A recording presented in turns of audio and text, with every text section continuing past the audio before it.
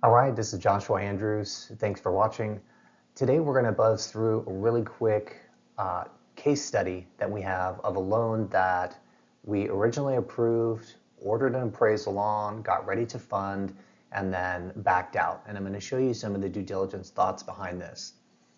So you can see from the photos that this is in Florida. This is a single family home that has been renovated. So it was built in 1970 and it's been renovated almost like a fix and flip, right? Where they go in, they redo the interior, they make sure the HVAC and the roof and everything is nice.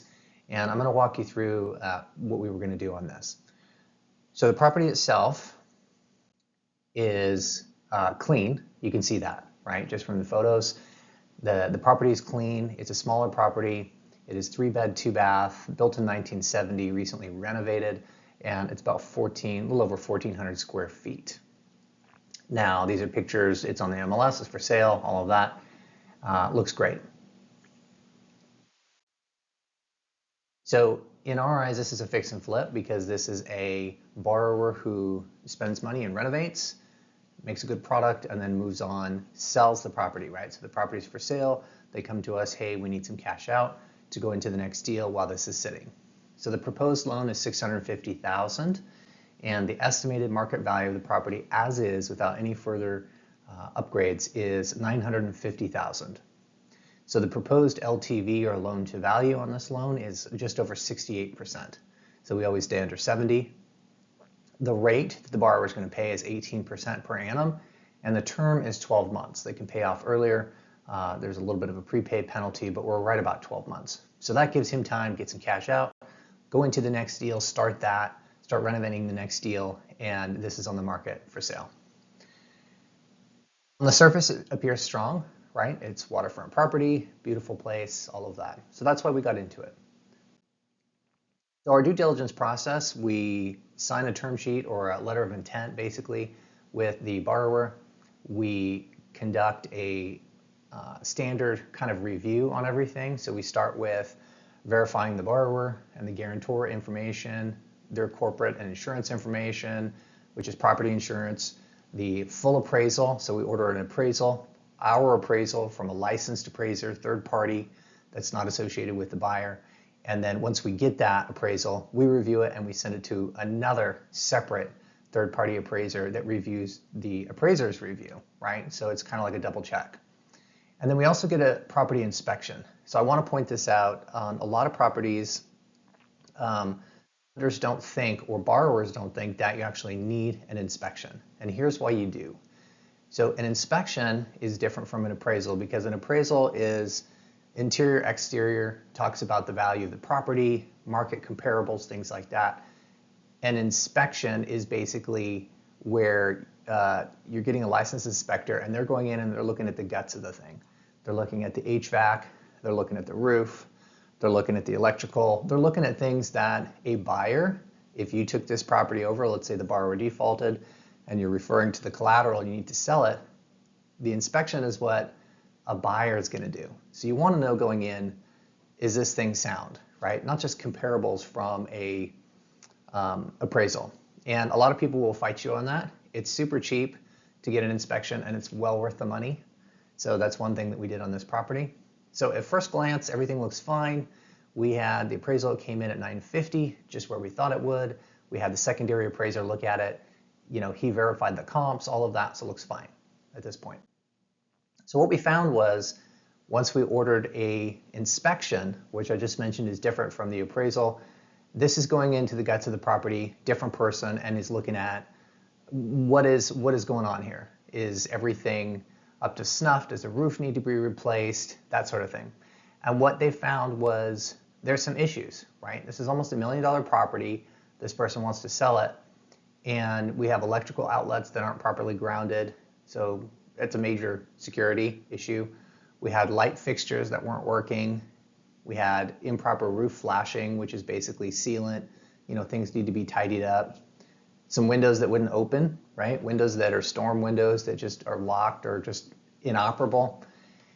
And then the pool. So at the time of this valuation, the pool was completely just dirty, had dirty water in it. It was disgusting. And so you look at these small things, right? And you're like, maybe they just kind of put lipstick on a pig here, and this really isn't a high quality product that we'd be comfortable funding. And then we had some minor administrative issues. So the borrower's LLC wasn't in good standing with the state, which happens from time to time. So it's not the end of the world. They can reinstate it. The insurance policy that they had on it only covered up to about $350,000. Now, if you know anything about insurance policies, they can get you. They're good, you need one, but the real issue is that essentially you need, if you're a lender, right, you need an insurance policy that is going to do one of two things. At least cover your loan amount, right, at bare minimum, and or full replacement costs of the property. So what that means is if this property is worth $950,000, it's likely that if you had to rebuild this thing from scratch, it's going to cost $8, $9, maybe $1 million, right? So that insurance needs to cover that. Let's say it burns down. Let's say you place a loan against it, and all those things happen. Well, you need to be able to recover your money either through the insurance or otherwise. And so currently the borrower, this isn't a flood zone, obviously. It's right on the water. They have hurricanes there, all of that stuff. And so at $350,000 insurance, that's just not going to cut it. It's not safe for a lender like us. And so, it didn't have adequate flood coverage. And what you'll find on these types of properties that are coastal is that the insurance is so high that a normal person can't afford it. It could be tens and tens of thousands of dollars a year or more. So there's government programs that subsidize this and go in and essentially make it affordable, but still provide coverage. Well, the borrower wasn't really able to increase the coverage to sufficient levels for us, right? So that's another huge thing that is a immediate no-go, because that doesn't matter if we have security on the property, we're not properly insured.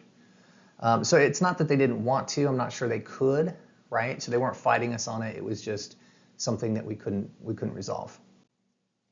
So our decision with this, even though everything came in as agreed, right? The value, all of that stuff, right up till closing, none of that was a big surprise. We decided to look at the big picture, right? And say, we don't fully feel comfortable with this. So a few things, all of those small things, the details, the small details, electrical issues, the pool, a number of other light fixtures, and then insurance, you're looking at this and saying, well, it's a 1,400 square foot home that has been fully renovated that you're going to go sell for almost $1 million, right? So somebody who buys this, you got to think someone who buys this is going to be an older couple. It's more of a retirement community, right? So they're going to have money and they're going to have a pick and choose of whatever they want. And if this is a subpar product, it's going to be difficult to get rid of. And so, again, not to knock this borrower, I think they did a decent job on a lot of stuff, like the interior, exterior is beautiful. But for us, our primary goal is really to make safe loans that we can sleep well at night for our investors. So we decided, after looking at everything here, that we're going to go ahead and pass. And it is a difficult decision sometimes because a lot of these deals come through referrals or a broker. And you don't want to disappoint these people. You don't want to burn bridges unnecessarily. But at the same time, you don't want to make deals that you don't feel comfortable with. So the takeaway here, just as a quick, just kind of a quick education and sharing you how we think about things, is the role as a lender is not to chase yield. It's really to protect investor capital. And things don't always work out the way you want them to, even with the best intentions. However, a lot of times, even when a deal looks really profitable and fine on the surface, like this one when we kind of went into it, walking away can be the best decision you can make. And so this case is just kind of a reminder that thorough due diligence really protects investors from risk. And the process, going through that process, getting the appraisal, getting a second opinion, getting a inspection, right? And then kind of zooming out, looking at the big picture, saying, do I feel comfortable with this? And usually in your gut, you're going to know it. So hopefully that has been useful for you. Let me know if you have any questions. I'd be more than happy to speak with you. If you'd ever like to talk about the lending market, what we're doing, how to invest, learning how to grow your portfolio, you can reach out to me at paperprofitsfund.com. You can also scan with your phone the QR code, and that will make an appointment with me. So love to hear your story. All right, thanks for watching. Take care.